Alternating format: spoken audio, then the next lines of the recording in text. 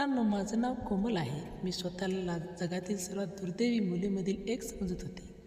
लहानपणीच माझे आईवडील मला कायमचे सोडून गेले. त्यांचा जाण्यात माझा आधार फक्त माझे मामा आणि मामी होते.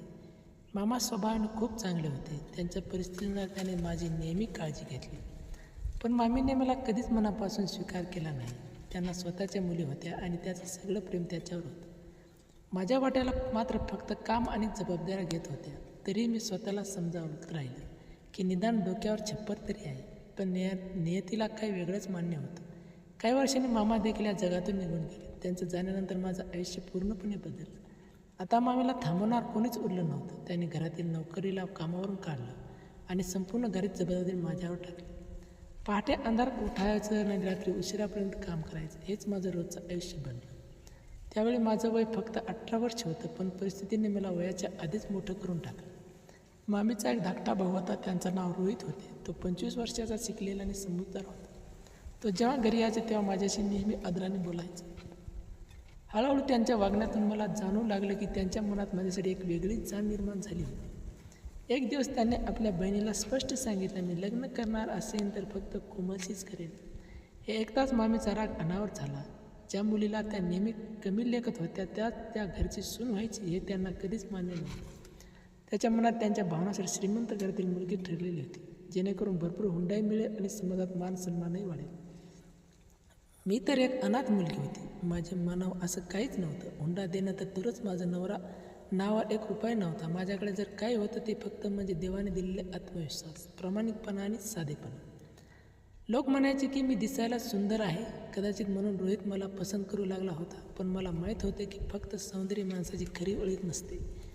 काही दिवसांनी मामीने मला बोलावलं आणि म्हणाल्या, कोमल, तुझ्यासाठी एक स्थळ आलं आहे. मी होकार दिला आणि लग्नाची तयारी कर. लग्न झाल्यावर या घरात परत येण्याची गरज नाही. त्याचं बोलणं ऐकून मला दुःखही झालं आणि थोडा दिलासाही मिळाला. दुःख यांचे होतं की त्याने एकदाही माझं मत विचारलं नाही. पण दिलासा याचा होता की कदाचित या घरातील रोजच्या अपमानातून माझी सुटका होईल. मलाही रोहितशी लग्न करण्याची इच्छा नव्हती, कारण मला माहीत होतं की तसं झालं तर मामी आयुष्यभर मला सुखाने जगू दिलं नसतं. ज्या मुलाशी माझं लग्न ठरलं त्याचं नाव समीर होते. सर्वात आश्चर्याची गोष्ट म्हणजे त्याने हुंड्यात काही मागितलं नव्हतं. लग्नाचे कपडे आणि अवश्य सामाने त्याने स्वतःच्या बाजूने ठेवले होते. हे सगळं पाहून मला आश्चर्य वाटले. मी मामीला विचारलं तर त्या म्हणाल्या, त्याने तुझा फोटो पाहिला आणि लगेच होकार दिला. त्याला फक्त एक चांगली जीवनसाथी हवी होती. मी मनोमन देवाचे आभार मानले आणि वाटलं कदाचित आता माझं आयुष्य खरंच बदललं. अतिशय साधेपणे आमचं लग्न झालं आणि मी माझ्या नव्या घरी आले. सासऱ्यांचं घर पाहताच माझे डोळे विस्फटले. एवढं मोठं आणि सुंदर घर मी आधी कधीच पाहिलं नव्हतं. सर्वत्र संपन्न शिस्त आणि आपुलकी दिसत होती. मला वाटत होतं की देवाने माझ्या सगळ्या दुःखांचं फळ आता दिलं आहे. सकाळपर्यंत सर्व पाहुणे निघून गेले. मला नववध म्हणून खोलीत बसवलं गेलं. मनात हजारो स्वप्न होते. आजपासून आयुष्याचा नवा अध्याय सुरू होईल असं मला वाटत होतं. थोड्याच वेळात समीर खोलीत आले. माझ्या चेहरा घोंगट होता. तो माझ्या शेजारी बसले, पण त्याने घोंगट उचललाच नाही. मी हळूच हसत म्हणाले, आधी माझा चेहरा तरी बघा, मग सांगा मी कशी दिसते. माझं बोलणं ऐकून समीर हलकंच हसले, पण त्यांनी तरीही माझ्याकडे पाहिले नाही. त्यांचा चेहरा समोरच्या भिंतीकडेच होता. मला खूप विचित्र वाटलं. मी मनाला विचार केला, कदाचित त्यांचा लाज वाटत असेल. मी पुन्हा विचारलं, काय झालं? तुम्ही माझ्यावर रागावलात का? हे लग्न तुझ्यासाठी इच्छेवर झालं आहे का? यावेळी त्याने थेट उत्तर दिलं नाही. त्याच्या शांत हास्यामुळे माझी बेचैनी आणखी वाढली. माझे मन घाबरू लागलं. शेवटी मी स्वतः घोंगट बाजूला केला आणि त्याच्याकडे पाहू लागले, पण त्याने तरी माझ्याकडे नजर उचलली नाही. मी हळूच आवाजात म्हणाले, माझ्याकडून काही चूक झाली असेल तर सांगा. काही क्षण शांतता पसरली, पण त्याने एक खोल श्वास घेतला आणि म्हणाले, कोमल, तुला कदाचित एक गोष्ट सांगितली गेली नाही. मी दचकले, कोणती गोष्ट? समीर शांत स्वरात म्हणाले, मी माझ्या डोळ्याने हे जग पाहू शकत नाही. त्याचं बोलणं ऐकून मला वाटलं ते माझी थट्टा करत आहे. मी लगेच म्हणाले, असं विनोद करू नका, ही वेळ त्याच्यासाठी योग्य नाही. त्याने मान खाली घातली आणि म्हणाले, काश हा विनोद असता. माझ्या चेहऱ्यावरच्या हसू क्षणात नाहीसं झालं. मी त्याच्या डोळ्याकडे नीट पाहिलं. आता त्यांच्या नजरेतील रिकामेपणा मला सगळं सांगून गेलं. ते पुढे म्हणाले, तुझ्या घरच्यांना ही गोष्ट आधीपासून माहीत होती. माझ्या आईने त्याचं सगळं स्पष्ट सांगितलं होतं. त्यांनी आम्हाला सांगितले, तुलाही सगळं माहीत आहे आणि तू स्वतः इच्छेने या लग्नाला होकार दिला आहेस. एकदाच माझ्या पायाखालची जमीन सरकली. माझ्या डोळ्यात अश्रू वाहू लागले. मी थरथरत्या आवाजात म्हणाले, मला मला काहीच सांगितलं नव्हतं. माझ्याशी इतकं मोठं विश्वासघात का केला? समीर काही क्षण शांत राहिले. मग ते म्हणाले, जर तुला खरंच काही माहीत सांगितलं नव्हतं तर तुझ्या खूप मोठा अन्याय झाला आहे. पण माझ्यावर विश्वास ठेव, मी तुला फसवण्याचा कधीच प्रयत्न केला नाही. त्या रात्री मला क्षणभरही झोप लागली नाही. ज्या नवे असे स्वप्न पाहत होते मी या घरात आले होते ते एका क्षणात तुटून पडली होती. सगळी माझी जाग आली तेव्हा समीर असं आधीच उठले होते. त्यांना घरातील प्रत्येक कोपरा पाठ होता. कोणालाही मदतीशिवाय ते शांतपणे आपले काम करत होते. मी पलंगावर बसून त्याच्याकडे पाहत होते, पण माझ्या मनात त्याच्याबद्दल आपुलकी नव्हती, फक्त माझ्याशी झालेल्या फसवणुकीचे दुःख होतं. थोड्याच वेळात माझ्या सासूबाई खोलीत आल्या. त्या प्रेमाने म्हणाल्या, कोमल खाली ये ग, सगळी तुझी वाट पाहत आहे. मी त्याच्याकडनं पाहताच उत्तर दिलं, माझं कोणालाही भेटायचं मन नाही.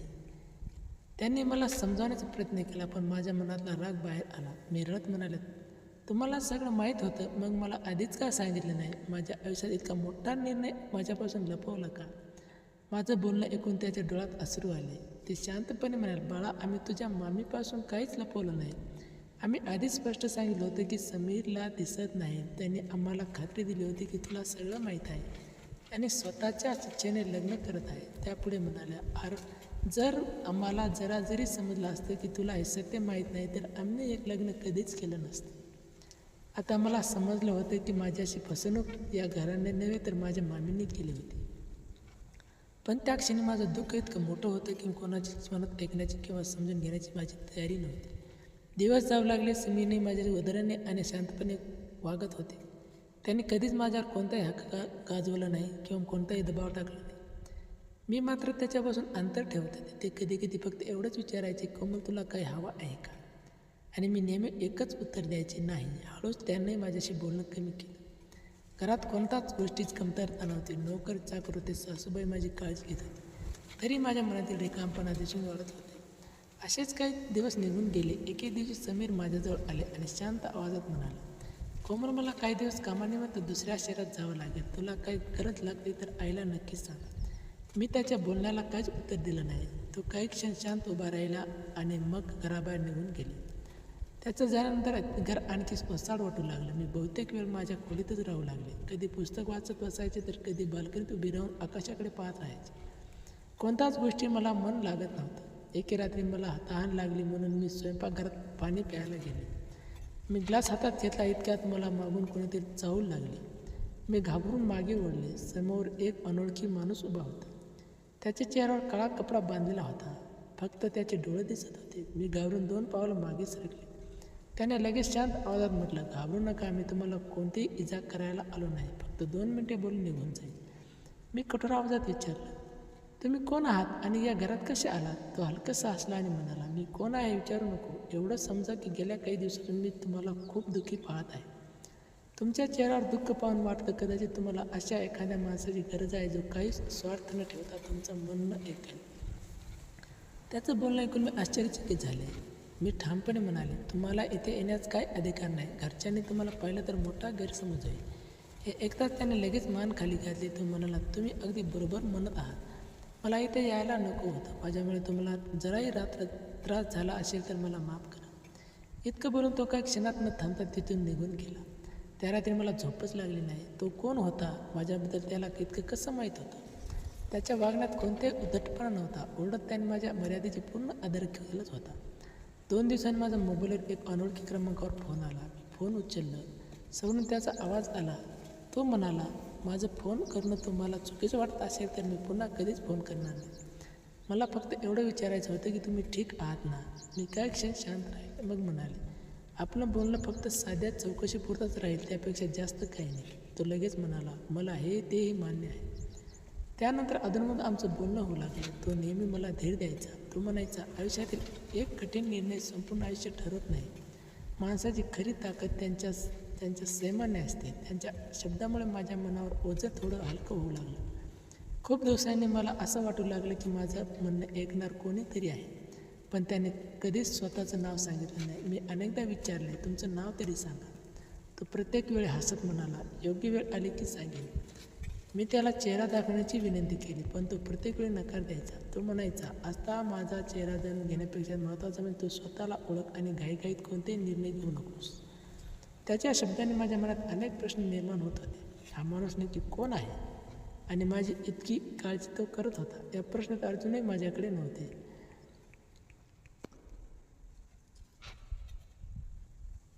2 दिवसांनी समीर घरी परत आला. घरात पुन्हा आनंदाचं वातावरण निर्माण झाला. मी शांतपणे त्याच्यासमोर गेले आणि नेहमीप्रमाणे हळूच आवाजात विचारलं, कोमल, तू ठीक आहेस ना? यावेळी मी पहिल्यांदाच मनापासून उत्तर दिलं, हो मी ठीक आहे. त्या रात्री बराच वेळ आमच्यात शांतता होती. शेवटी समीर म्हणाला, कोमल, आज मला तुझ्याशी एक महत्त्वाची गोष्ट बोलायची आहे. मी तिच्याकडे पाहिलं. समीर पुढे म्हणाला, आपल्या नात्याची सुरुवात विश्वासाऐवजी गैरसमज आणि भीतीतून झाली. तुझ्याशी पूर्ण सत्य सुरुवातीला बोलायचं हवं होतं. ते न केल्याची मला मनापासून खंत आहे.